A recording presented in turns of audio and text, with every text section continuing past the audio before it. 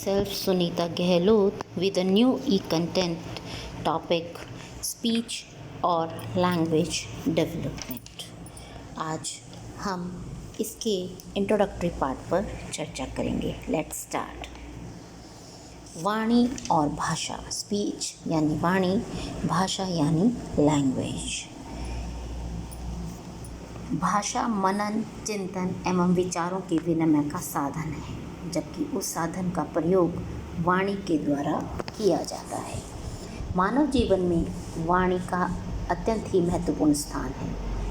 वाणी भाषा के माध्यम से हम विचारों, इच्छाओं, भावों, अनुभवों को एक दूसरे के समक्ष प्रस्तुत कर सकते हैं तथा दूसरे के विचारों, भावों, इच्छाओं को समझ पाते हैं, जान पाते हैं। दूसरे प्राणियों की तुलना में मानव भाषा के कारण ही श्रेष्ठ है। भाषा के माध्यम से ही किसी भी देश की सभ्यता एवं संस्कृति का विकास होता है। अतः भाषा न केवल विचारों की अभिव्यक्ति का सबसे सुंदर, सशक्त, सुगम एवं श्रेष्ठ माध्यम है, बल्कि बौद्धिक योग्यताओं एवं क्षमताओं के आदान प्रदान का भी उत्कृष्ट साधन है। यथार्थ में भाषा किसी भी व्यक्ति, समुदाय, समाज तथा राष्ट्र की सभ्यता एवं संस्कृति का दर्पण है। भाषा के माध्यम से हम जान पाते हैं कि हम कितने विकसित हुए हैं, किस प्रकार की तकनीक के लिए हम उपयोगी सिद्ध हुए हैं। भाषा के माध्यम से हम एक दूसरे के व्यक्तित्व को समझ पाते हैं। एक गूंगे व्यक्ति के दिल का दर्द समझने का प्रयत्न कीजिए। वह दूसरों के सामने स्वयं को कितना असहाय महसूस करता है, विशेषकर जब वह अपनी अति आवश्यक बात को भी समझा नहीं पाता है। यद्यपि वह अपने हाव भाव, चेहरे की भंगिमा एवं अंगों के संचालन के माध्यम से अपनी बात कहने का पूरा प्रयास करता है, फिर भी वह समझाने में असमर्थ होता है, क्योंकि उसमें इतनी स्पष्टता नहीं होती है।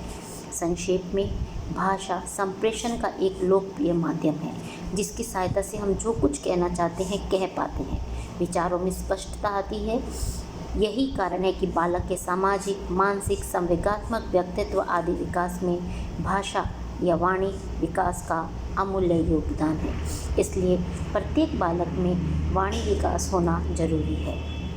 भाषा ध्वनियों द्वारा मानव के भावों की अभिव्यक्ति है। अब आता है वाणी और भाषा में अंतर, difference between speech and language. आमतौर पर अधिकांश लोग वाणी एवं भाषा को एक दूसरे का पर्याय मानते हैं और इन शब्दों का प्रयोग एक दूसरे के स्थान पर करते हैं, मगर इन दोनों ही शब्दों में व्यापक अंतर है। यहाँ वाणी एवं भाषा को अलग अलग इस तरह से कर सकते हैं। स्पीच जैसे वाणी is a form of language in which articulate sounds और words are used to convey meaning, यानी अर्थात वाणी भाषा का ही एक रूप है जिसमें ध्वनियों एवं शब्दों के माध्यम से दूसरों के समक्ष अर्थ को स्पष्ट किया जाता है। यद्यपि वाणी अस्पष्ट, अनियंत्रित एवं टूटे फूटे ध्वनियों के रूप में होती है, परंतु यह संप्रेषण का सशक्त एवं प्रभावी माध्यम है। इसका प्रयोग समूचे विश्व में किया जाता है। भाषा यानी language encompasses every means of communication in which thoughts and feelings are symbolized so as to convey meaning to others। भाषा वाणी का ही विस्तृत रूप है। यह वाणी की अपेक्षा अधिक स्पष्ट, नियंत्रित एवं प्रभावी है। इसके अंतर्गत विचारों तथा भावों को प्रकट करने के लिए सभी साधन जैसे बोलना, पढ़ना, लिखना, हाव भाव, संकेत, कलात्मक अभिव्यक्तियाँ आदि आते हैं।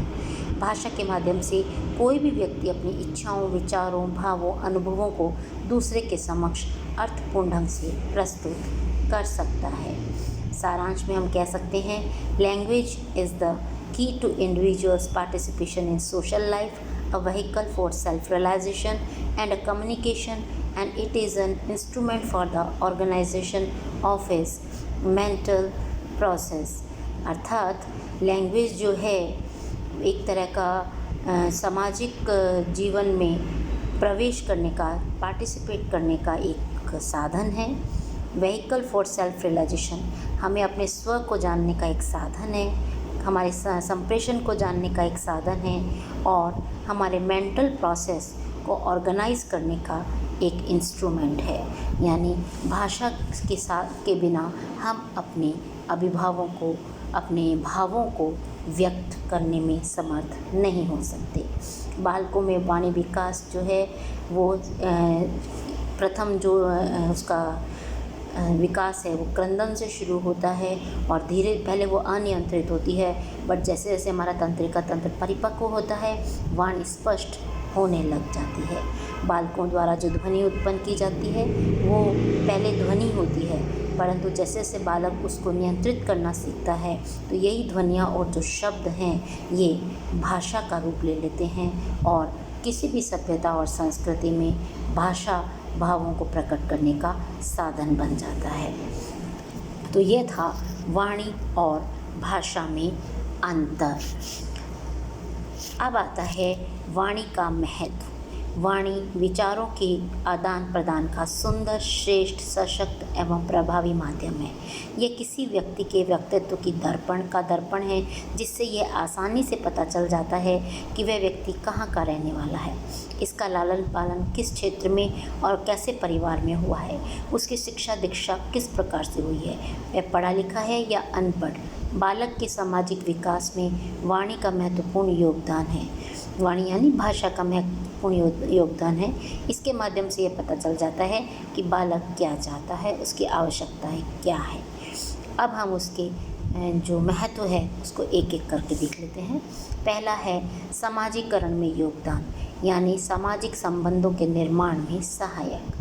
मनुष्य एक सामाजिक प्राणी है, वह समाज में रहना पसंद करता है, परंतु समाज में रहने के अनेक नियम हैं, सिद्धांत हैं, रीति रिवाज है, परंपराएं हैं, जिसका पालन उसे करना पड़ता है। यह सब भाषा के माध्यम से ही संभव है।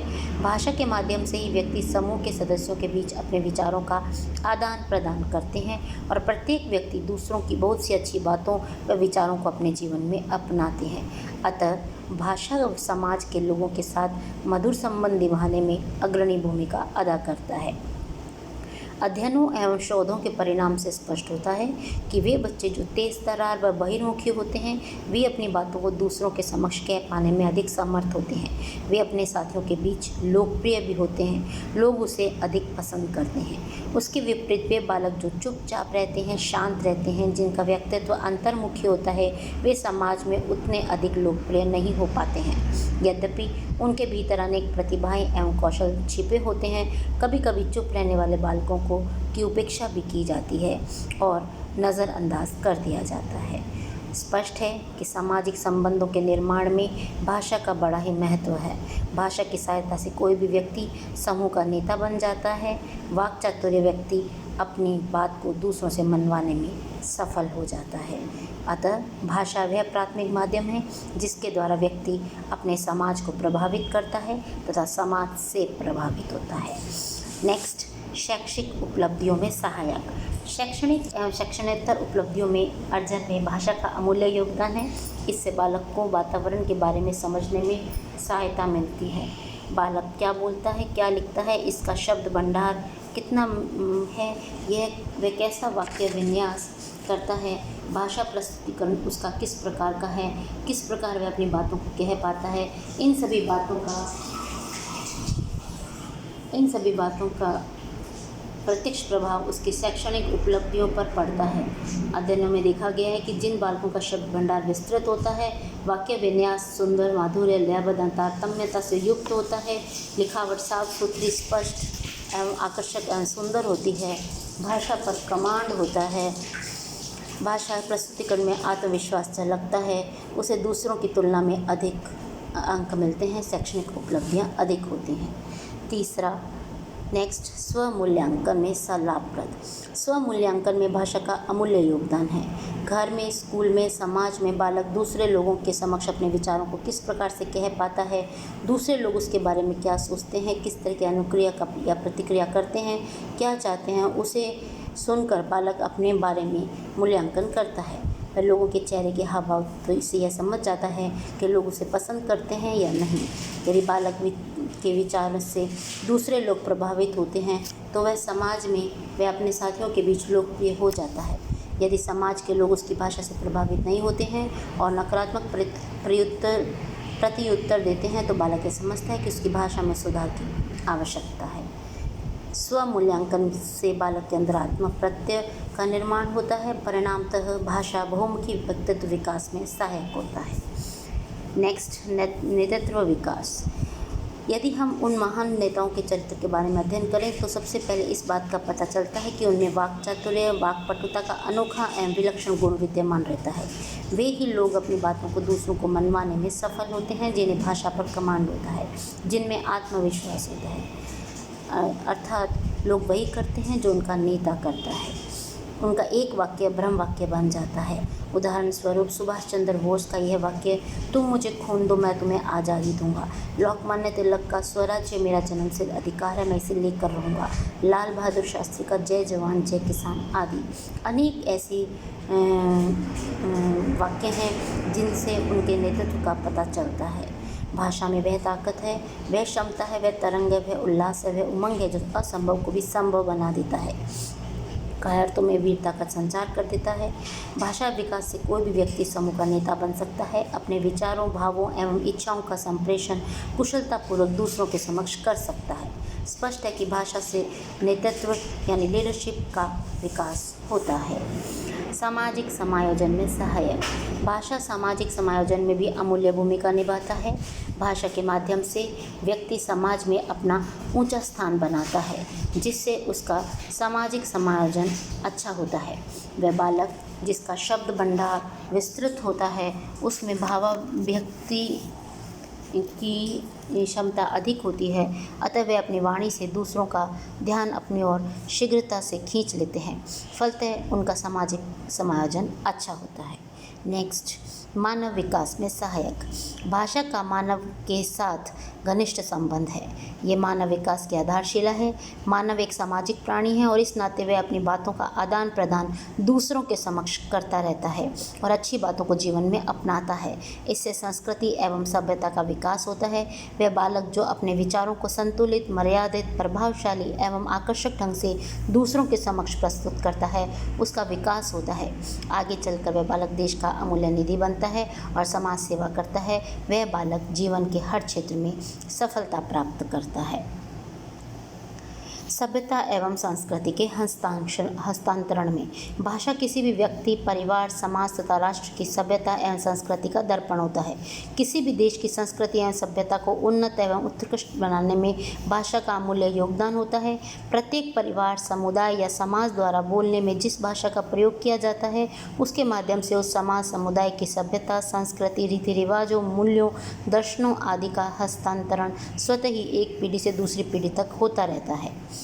साहित्य सृजन में सहायक। Helpful in literature. किसी भी देश के साहित्य सृजन में मुख्य रूप में भाषा का ही प्रयोग किया जाता है। वेद हो या उपनिषद, रामायण हो या महाभारत, कुरान हो या बाइबल, सभी के सृजन में भाषा का ही प्रयोग किया जाता है, जिसे पढ़कर हम आज भी समझ सकते हैं, भले ही वह देवनागरी, संस्कृत, उर्दू या अन्य कोई भाषा में लिखी गई है। सभी प्रकार की कविताएं, लेख, कहानियाँ आदि का प्रकटीकरण भाषा के माध्यम से ही किया जाता है। सामाजिक मूल्यांकन में सहायक। भाषा का सामाजिक मूल्यांकन में बड़ा ही योगदान है। बालक जिस प्रकार दूसरों की भाषा सुनकर अथवा उनकी मुखाभिव्यक्ति को देखकर अपना मूल्यांकन करता है, ठीक उसी प्रकार समाज के लोग भी बालक का मूल्यांकन उसकी वाणी, भाषा को सुनकर करते हैं। यदि बालक की वाणी मधुर, स्पष्ट, प्रभावशाली एवं आकर्षक नहीं है तो वह बोलते समय औचे शब्दों का इस्तेमाल करता है, गलत एवं उटपटांग वाक्यों का प्रयोग करता है, अतः लोग उससे उदंड एवं बदमाश बालक समझते हैं। वे अपने बच्चों को उस बालक के साथ खेलने की इजाज़त भी नहीं देते। इसके विपरीत यदि बालक की वाणी में मधुरता है, आकर्षण है, तो समाज के लोग उसे अच्छा, सुयोग्य, ईमानदार एवं कर्तव्यनिष्ठ बालक समझते हैं और पसंद करते हैं। फलतः समाज में उसकी लोकप्रियता बढ़ती है। व्यक्तित्व विकास में सहायक। भाषा व्यक्तित्व विकास में अपनी अग्रणी भूमिका निभाता है, क्योंकि व्यक्तित्व विकास के लिए दूसरों के साथ संपर्क होना आवश्यक है और यह भाषा के माध्यम से ही संभव है। भाषा के द्वारा ही बालक अपने चिंतन को दूसरों के सामने प्रकट करता है और दूसरों से बोलना चलना सीखता है। तर्क शक्ति का विकास। भाषा तर्क शक्ति के विकास का भी आधार है। रीजनिंग। किसी भी विषय पर तर्कपूर्ण ढंग से अपनी बात को साबित करने के लिए भाषा पर पूर्ण विवेचना अपरिहार्य है। भाषा में निपुणता से बालक अपने कथन को मनवाने में सहज सफलता हासिल कर लेते हैं। नेक्स्ट, संवेगात्मक एवं नैतिक विकास। भाषा का समुचित विकास बालक को प्रत्यक्ष एवं अप्रत्यक्ष रूप से नैतिक एवं संवेगात्मक प्रोत्साहन प्रदान करता है। भाषा के ज्ञानी बालक को स्कूल, समाज और मित्र मंडली में आदर की दृष्टि से देखा जाता है। उसे प्रत्येक व्यक्ति का विशेष स्नेह प्राप्त होता है। ऐसे बालक सहज रूप से अपने लक्ष्य प्राप्त कर लेते हैं। इससे संवेगात्मक और नैतिक विकास स्वाभाविक है, यानी सामाजिक स्वीकृति मिलने पर बच्चा संवेगात्मक रूप से और परिपक्व एवं नैतिकता के राह पर ज़्यादा चलने लगता है, यानी उसका संवेगात्मक और नैतिक विकास भी अच्छी तरह हो जाता है।